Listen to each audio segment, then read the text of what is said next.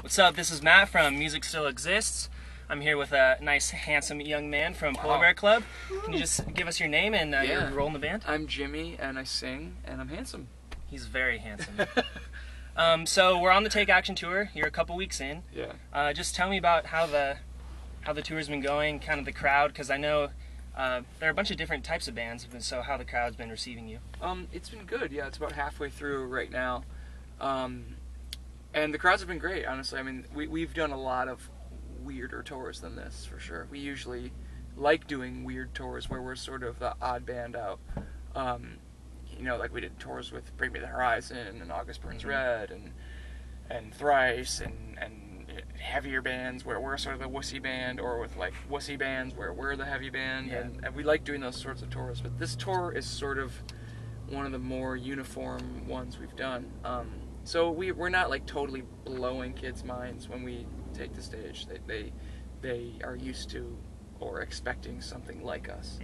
But it's been good. You know, it's cool in that sense because it's a lot of kids who are coming to the show who maybe haven't heard of us or have heard of us or never seen us, who would potentially be into us because they're into Bayside or they're into Silverstein or that sort of thing. So it's actually been really good.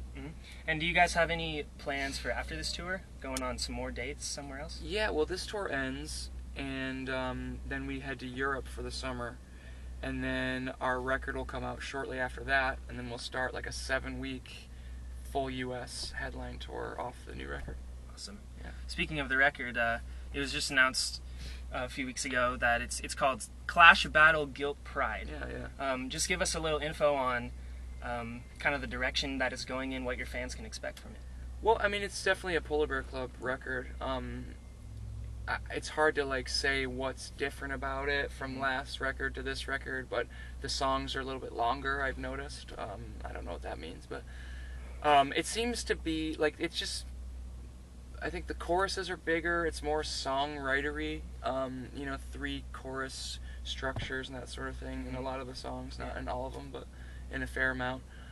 It's just an amplified version of Polar Bear Club, I think, and I truly am, very, very proud of it. I know everyone says that on the eve of their next record, but it's true, really, really proud of it. And can you give us a glimpse kind of into the writing process? Is it something where you'll be writing lyrics before you hear any guitars, any song? It really works both ways. I mean, a lot of times, I'm always just sort of writing lyrics as the year goes on. And then I'll either have them set and I'll have like a melody in my head and then I'll go and write to that. Or we'll have a song and I'll write a melody and I'll maybe take some lyrics and sort of tweak them to fit this melody, or I'll just start from scratch and I'll have this song and just start writing from nothing. But it really, that's sort of the beauty of it, is there's no real like science to it. It just works every way. And the major, me, Chris, and Nate are the guys who write the music and the songs, and so a lot of my songs already have like all the vocals planned out to them, but then they'll bring songs to the table that are more like the songs that I have to start from scratch. And 9 times out of 10, those are the best songs, the ones that I could never have anticipated what it would have been when I bring my own songs to the table. And when you sit down to write lyrics, do you have certain influences that you take it from, or is it just everyday life type of writing, or do you put yourself in a situation? Yeah, it is. We sort of on this new record experimented with like a narrative song, where there's a song on the new record that is, every verse is a story, and then the chorus is sort of like this uniting the themes of the stories of the verses, and that's something new for us for sure.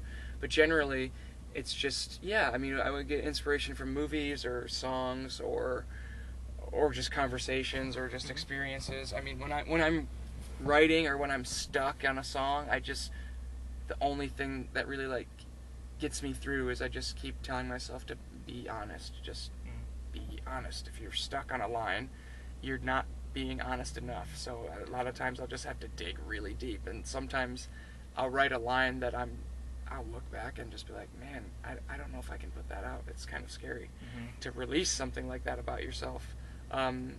That's when I know that I've sort of hit a nerve, and it's a keeper. Awesome. Yeah. Awesome. Kind of go off track. What do you think is more important your live show or your records? Well, I mean, it's hard to say because the record is forever. You know, the record is going to be what people listen to come to the live show. But that being said, I think the connection is way more palpable and cool in the live setting. I mean, you just can't. Nothing compares to a live performance of anything, you know, of theater or music or whatever. It's just real people expressing themselves right in front of you, you know, a stone's throw away. And that's just, you can't compare that to anything else. And so, I mean, but the record, I mean, you internalize and sort of meld to your own experiences and make it your own thing, you know, driving in your car and listening to it over and over again. But the live show is really like the human connection. And that's the whole reason why we do it, is just to connect. And that's where we get that payoff in the live show. So for us, it's really, really important. But the record is the thing that's going to last forever and be the thing that you're remembered by. And of course, both are important ways to meet new fans. Definitely. I mean, they're both very, very important, just in different ways. And now that you're on tour, what's your favorite city to play in besides your hometown? Are you guys from New York, right? Yeah, well, I'm from Rochester, and Goose is from Syracuse. Okay. But most of us are from Rochester, Syracuse. We typically consider like Syracuse or Rochester our hometowns. Okay. And those places are really good to play. But we actually just recently started doing really well in like Texas, like Houston and San Antonio. Really fun cities for us to play. But I mean, we love, like, Portland is sort of like a second home to us. Just we have a lot of really good friends there. The shows might not even be that great, but just seeing a lot of the people there that we've, you know, built relationships with over the years is really important to us. So you try to make it a point to Well, make a stop out there. Yeah, we play Portland on every tour pretty much, and it's great. But it's just we get there and it's just like, you know, we're home. So how many times have you guys been out here to San Diego? We've played SOMA, I think, 3 times. We played the Che once, and played a bar, some weird bar once. So it has to be at least our 6th or 5th time out here. And what's your favorite part about coming over here? Well, the West Coast in general is just like, when you finally get here, it's just, there's some sort of release of just getting across the country and getting out here. I mean, on a simple level, it's just the drives are a lot shorter. Oh, you know, I mean, driving, what was this last week? It was like, let's see, it was Pensacola, Florida, to Houston, to San Antonio, to Dallas, to Tulsa, to El Paso, to Mesa, to Anaheim. Wow. And it just was like, it was just, I mean, let's see, Tulsa to El Paso, I think, was 14 hours. Oh, my.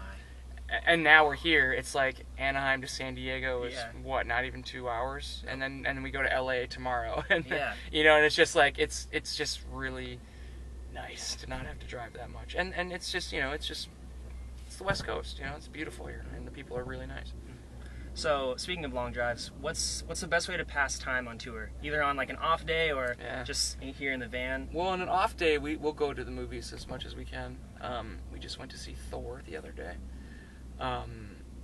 But yeah, we go to the movies, or we're gonna try and go. We have an off day at Seattle. We're gonna try and hit like a hike or something on that day.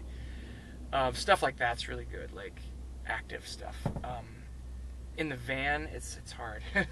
You know, you read and you play shitty games on your cell phone, listen to music. I listen to a lot of podcasts, so that helps a lot too. That really passes the time really quick, so it's cool. And yeah, or we wrestle. That happens quite more than we'd like to admit. In here? Yeah, sometimes. Oh, wow. It's bad.